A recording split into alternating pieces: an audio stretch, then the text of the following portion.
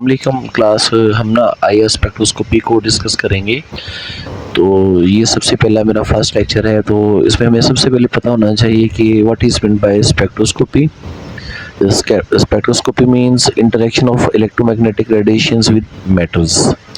ये हमारे पास different types of electromagnetic radiations होती हैं, जैसे कि radio waves, microwaves, IR, visible, UV, X-rays और गामा रेज।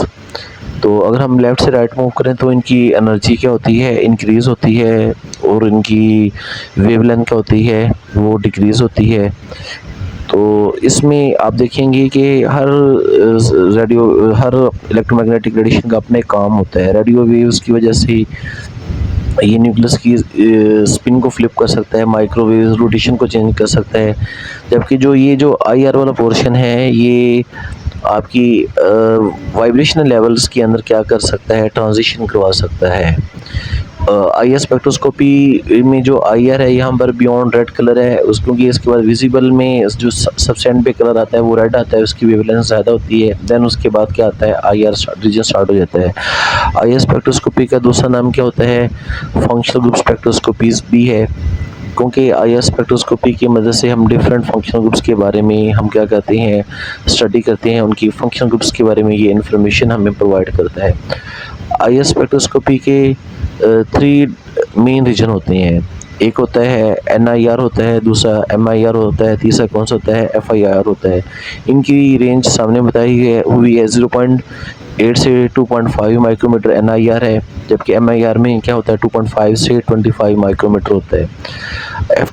जबकि FIR में फार IR में रेंज 25 से 1000 माइक्रोमीटर में होती है। आई आर स्पेक्ट्रोस्कोपी की ये 3 डिफरेंट रीजन्स हैं। इनमें से जो NIR होता है वो हमें इन्फॉर्मेशन प्रोवाइड करता है ओवरटोन्स के बारे में। आपसे पूछा जा सकता है कि which region of I R spectroscopy में be useful for study overtones. Answer should be NIR। Answer में NIR रीजन होता है जो कि इसके बारे में प्रोवाइड करता है। हमने फिर स्टूडेंट्स एक और चीज़ भी देखा था कि इसमें एनर्जी जो होती है वो फ्रीक्वेंसी के डायरेक्टली प्रोपोर्शनल होती है, वेवलेंथ की इन्वर्सली प्रोपोर्शनल होती है। जब हम इनको आपस में सेट करते हैं तो एनर्जी डायरेक्टली प्रोपोर्शनल आ जाती है, किसकी वेव नंबर की आ जाती है। यहाँ पर एक क्वेश्चन आता है कि why we record I R spectrum in per centimetre units. हम आई आर स्पेक्ट्रम को रिकॉर्ड करने के लिए वेव नंबर यानी पर सेंटीमीटर वाला यूनिट ही क्यों यूज़ कर सकते हैं। इसकी 2 रीजंस हैं। एक तो यहाँ पर क्या है, डायरेक्ट रिलेशनशिप आ जाता है। सेकंड, यानी एनर्जी और वेव नंबर एक दूसरे के डायरेक्टली प्रोपोर्शनल होते हैं। सेकंड, अगर हम पर सेंटीमीटर यूनिट यूज़ करते हैं तो हमारे पास जो स्केल होता है उसकी रेंज क्या हो जाती है, बढ़ जाती है, जिसकी वजह से हम क्या यूज़ करते हैं, पर सेंटीमीटर यूनिट यूज़ करते हैं। अब नेक्स्ट इसमें आ जाता है कि what is the basic principle of I R spectroscopy. हम कोवेलेंट बॉन्ड को एक समझने के लिए बॉल एंड स्प्रिंग मॉडल लेते हैं। हम ये कहते हैं कि covalent bonds acts like a spring and vibrate with a particular frequency. Her covalent bond particular frequency के साथ वाइब्रेट कर रहा है। जब इंसिडेंट आई आर रेडिएशन की फ्रीक्वेंसी उस पर्टिकुलर कोवेलेंट बॉन्ड की फ्रीक्वेंसी की क्या हो जाती है, इक्वल हो जाती है, और एज अ रिजल्ट उसके रिजल्टेंट डाइपोल मोमेंट क्या हो जाए, चेंज हो जाए, देन क्या हो जाएगा, वो आई आर रेडिएशन को एब्जॉर्ब कर लेगा, वो आई आर को क्या करेगा, हम कह दें कि that molecule will be I R active. Mean I R active होने के लिए क्या है, मॉलिक्यूल के पास रिजल्टेंट डाइपोल मोमेंट होने चाहिए। हर कोवेलेंट बॉन्ड एक स्प्रिंग की तरह एक्ट करता है, जबकि जिन एटम्स के बिटवीन वो बॉन्ड होता है वो बॉल्स की तरह एक्ट करते हैं।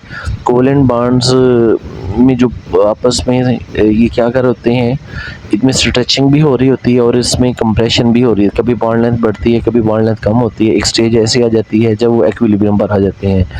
तो इक्विलिब्रियम की हालत में जब कोवेलेंट बॉन्ड की natural vibrational frequency incident I R radiation की क्या हो जाएगी, इक्वल हो जाएगी, तो वो इस एनर्जी को एब्जॉर्ब कर लेगा और अपनी वाइब्रेशनल मोशन को वो चेंज कर लेगा।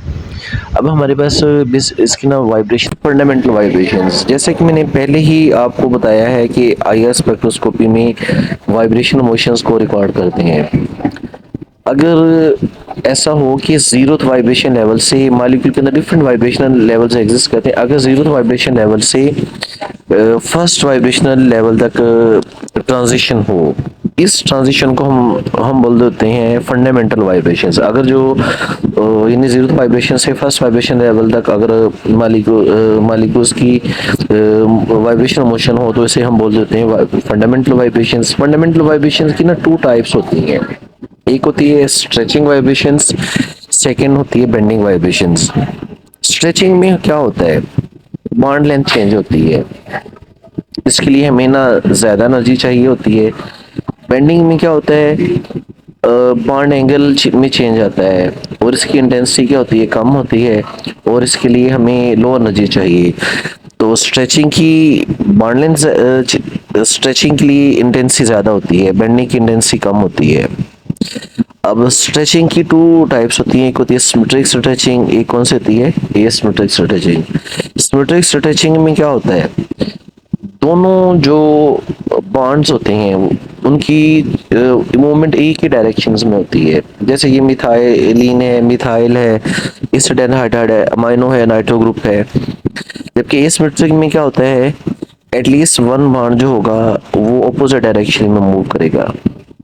एसिमेट्रिक स्ट्रेचिंग के लिए ज्यादा एनर्जी चाहिए होती है, जबकि सिमेट्रिक के लिए थोड़ी एनर्जी चाहिए। मिथाइलिन की सिमेट्रिक स्ट्रेचिंग के लिए का वेव नंबर है 2853, जबकि एसिमेट्रिक का 2926 है। सिमिलरली मिथाइल का 2872 है, बट मिथाइल की एसिमेट्रिक का 2962 है। एसिटाइल में 1760 पर सेंटीमीटर सिमेट्रिक स्ट्रेचिंग का, जबकि एसिमेट्रिक स्ट्रेचिंग का 1800 है। अमाइनो ग्रुप में सिमिलर सिमेट्रिक स्ट्रेचिंग सेम अगर डायरेक्शन में हो रही हो तो ये 3300 है, जबकि एसिमेट्रिक 3400 पर है।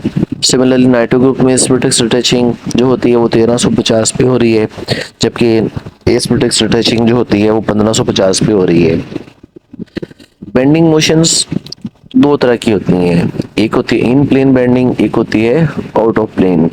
इन प्लेन बेंडिंग की भी आगे दो टाइप्स होती हैं, एक होती है रॉकिंग, एक होती है सिजरिंग। इन प्लेन बेंडिंग में जो वाइब्रेशंस होती हैं वो विद इन प्लेन होती हैं। रॉकिंग जैसे मिथाइलिन की रॉकिंग है वो 720 पर हो रही है, दोनों एटम्स सेम डायरेक्शन में मूव करते हैं, उनकी एक सेम डायरेक्शन में मूवमेंट हो रही होती है 720 पर। जबकि जो सिजरिंग होती है, सिजरिंग में क्या होता है, दोनों एक दूसरे की तरफ जाते हैं, मूव टुवर्ड्स ईच अदर और move away from each other but within plane. जो मिथाइलिन है उसकी सिजरिंग जो होती है वो 1450 पर होती है, 1450 पर होती है। सिमिलरली हमारे पास क्या है, ये आउट ऑफ प्लेन बेंडिंग दो तरह की होती है, वैगिंग एंड ट्विस्टिंग।